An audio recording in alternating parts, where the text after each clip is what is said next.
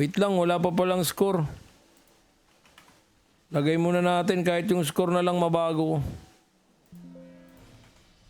And 3, 2, 1, go.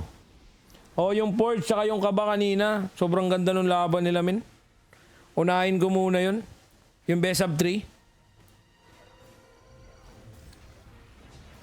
Grabe yung focus fire talaga, par.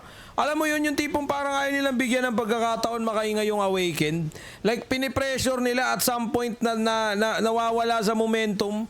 Pero nagagawa pa naman din eh. Nakakaya pa naman kasi katulad nito ni Escalera. Tamang bitaw lang din ng healing bomb. Ang problema kasi dyan, tol, masyado silang naiipit.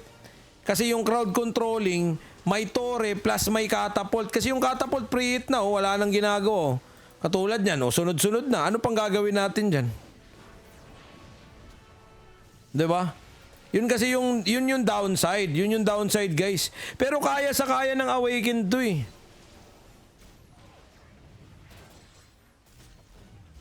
Kaya naman ng Awakened to eh. Oh, seryoso. Kaya ng Awakened to, guys. Wala na, GG na par. Binigla talaga ng ano.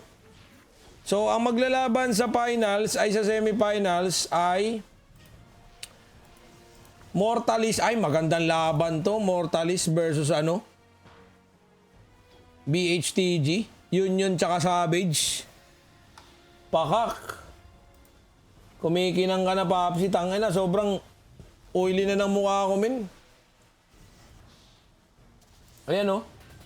Eto na yun, oh. Ayan, oh. Semifinals na, guys.